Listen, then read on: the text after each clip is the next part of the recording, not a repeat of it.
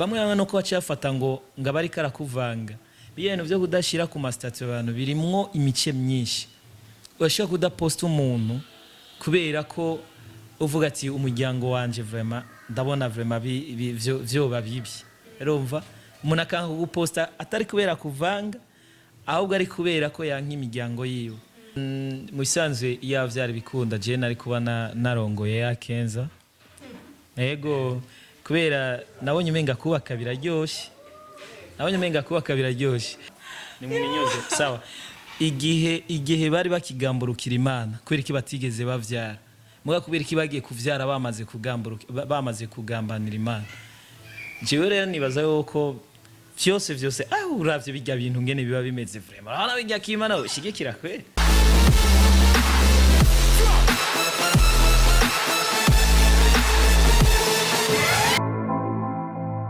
Yes, bakunzi ba STV ndabaramukije kandi nongera ndabaha ikaze kuri televiziyo yanyu nkuko mubimenyereye ca kiganiro canyu aho twama turi kumwe n'abatumire batandukanye turiko turaganira ku rukundo. Uyu munsi rero twatewe iteka muri STV ryo kwakira umuririmbyi abikora neza cane. Turi kumwe na Fabelove aka Kishan Boy Master de Género Kamerigado n'ayandi menshi cyane. Yes, mwabonye umutumire wacu turi kumwe uyu munsi. Turi kumwe na Fabelove. Turi hano kugira tuganire nawe nyene ku rukundo. Reka manze kwanze ndamuramutse. Ni sawa? Yego ni bon. Nawe? Naje ni sawa, umeze neza? Ben sana nkuko nama ndigado nyene. Kubera iki wise Fabelove? Kubera ko Fabelove icambe nambe ndo mwana w'urukundo. Ndakunda. Uretse yuko gukunda biri mu mice myinshi ariko ndo mwana w'urukundo hanyuma kandi ikindi naco nagiye kubona ko donc isi yose yubakiye ku rukundo cyo ituma kugira ngo nkundane ndabanza nkabaza umutima we wanje ndabanza nkaraba nkakoresha ijisho ryanje kugira ngo sinihende hanyuma nkumviriza recommandation ziza kuva ayer urumva mugabo navuga yuko gukundana ndakundanye yeah. Yes, igihe mbere umwerekana muhiri wanyu uwo mukunzi wawe bamwakiriye gute? Bon hari ikintu akunda kuvuga ati ava yuko abandi bakwemera ifo kubanza kwiyemera wowe nyene donc ava yuko ngenda gupresenta muri famille cyangwa ngo nerekane uwo turi kumwe nuko jewe nanje ubwanje mba nabonye yuko en tout cas takwera sinihenze ya rero kenshi ndakubihuriza ko jewe nta mukobwa turakundana novuga yuko muri famille batashobora kwakira neza kuko ntegezwa kumwitondera ya Yes, umukobwa wese rero mukundanye utegetswe kumwerekana muhiri wanyu. Bon singombwa si kuvuga ngo ndamwerekana gute ni kubera ko urazi umuryango n'umuryango muraja gutembera kuraba mama karaba ndetse nawe uragende waba n'umukobwa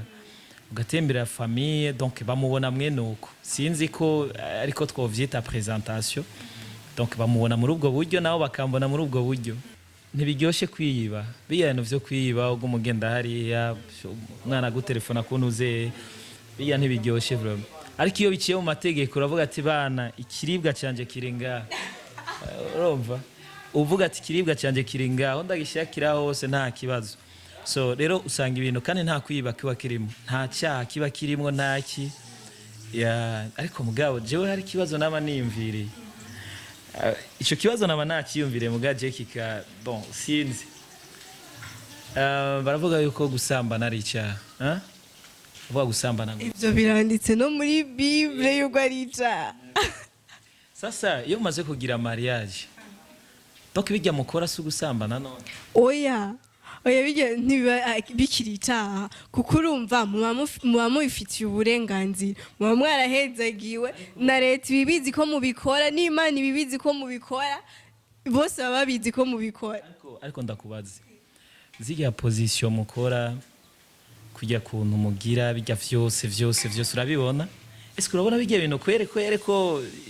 ivyo bishigikiwe n'Imana kwere Chinibaza ko vyose no kubana vraiment ari icyaha kabisa. Oya no kubana quand même si cyane naho nituba tuja mu isenge. bireza muri Bibiliya yavuze ati gusambana ni icyaha urumva none barigeze bandika ko ngo mugabo ngo abasambanye bubakanye si icyaha none bibaye uko kubera ko Imana baba yararemye umugabo n'umugore kandi bagaca banavyara n'umwana ahubwo rero je nibaza twebwe rero ibi twagize kuko bagiye kuvyara Adamu na Eva bamaze gukora icyaha nukuvuga none oya none jewe ni mu minyuze twe turi ngaha ni mu minyuze sawa igihe bari bakigamburukira Imana kubera iki batigeze bavyara muga kubera iki bagiye kuvyara bamaze kugambanira Imana jewe rero nibaza yuko vyose uravye bijya bintu ngene biba bimeze vraiment hana bijya k'Imana ushigikira kwe none biba bimeze nabi biba bimeze ukuboro nyene urazi umuntu ari gusa ukobwa ari gusa ngaho ngari gaho ziya position mukora ibiki n'ibiki ashobora k'Imana kwere ya press yakwere kari fresh antugeje nibaze yuko Imana ivya press ku mugabo n'umugore wo vyakira gute ujanye umukobwa muhiri wanyu abavyeyi bawe ntibamwakire neza kandi umukunda jewe kubganje no fata decision yiwanje ariko muvyeyi yavuze cyangwa umuryango uvuze ndugurura ugutwi kubumviriza ariko decision nije ndayifata yes mbega nko mu gihe umuvyeyi yakugiye ati jewe iwacu ntidukeneye umukobwa ameze kurya mu gihe wewe uba umukunda ukavuga uti jewe nije nfise gufata decision kuko nije tuzobana ukemera novuga gute ukagarariza kuko hariho n'abavyeyi bavuga bati nuzotugerere no mu rugo umuntu nk'uyo ntitumushaka ariko kuri ukavuga ati kwa je ndamukunda kandi nije mfata decision wowe ugafata decision yo kumukunda canke no kumutwara mbega mico gihe nta ntambamye nta ngaruka mbi bishobora kukugirira mu gihe uba wararongoye ukazana umugore abavyeyi batagushigikiye bon reka ndabisigure mu mico ibiri bon kera mu bisanzwe umuvyeyi yarakurera akakuzanira itongo akakuzanira ibiki bikenewe vyose urumva mugabo kuri no si tugeze kwino munsi wowe umutipe bon ni bake bakibaye muri ubwo buzima bwo gufashwa n'abavyeyi cyane nibaza ko mu bisanzwe ugiye kuraba kubera ko vyose ni uzokwigwanako ni uzoga ego sinansi impanuro kuzumviriza ni bon ariko no kwicarana n'abavyeyi ukababwira ati jewe vraiment impamvu nafashe decision ni kubera ukuntu ukabasigurira mu gihe rero bubona yuko bashobora kukubera intambamyi cyane naho bo bari abavyeyi vraiment ukuri kwerekana decision yawe nibaza ko atabari bibisi kubagarariza ariko nawe ni choix yawe ni choice y'umutima wawe so hanyuma rero je nagamvuga ikintu kimwe intambamyi kuri kera zari nyinshi ariko pour umubani zitakiri nyinshi cyane kuko uza gusanga umutipe ari ibako vyose ari ibako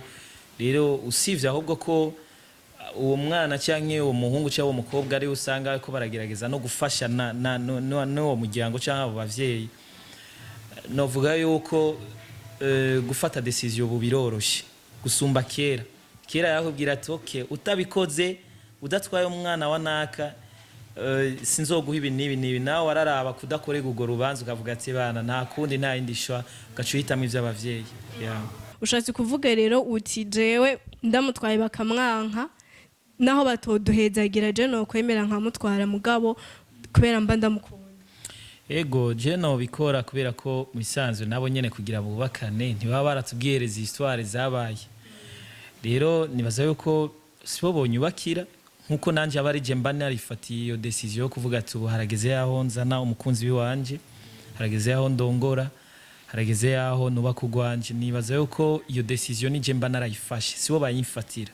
rero nkuko nyine abari je mba narayifashe sishobora kuvuga ngo ndindira abandi banyubakira ngo bambwire ngo usawa ngo usisawa no oya mugabo haba ari umuvyeyi kandi umuvyeyi twaba dukeneye impanuro ziwe kandi nabikubwiye ubwa mbere ntabikubwira kubera ko agushakira inabi ni kwa kundi umuvyeyi yamashaka ku mwana wiwe aba mu bintu vyiza abaho neza anyway uramaze kubona abantu bahebanye kubera abavyeyi babo babebereye intambara ivyo birahari kandi vyamaho hariho nk'abo umaze kubona bon ku bavyeyi no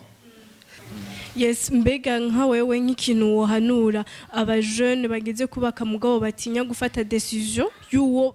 wumva bashaka bo kubakana kubera ko abavyeyi bababereye intambamyi bababwiye bati twebwe ntidushaka umuntu ameze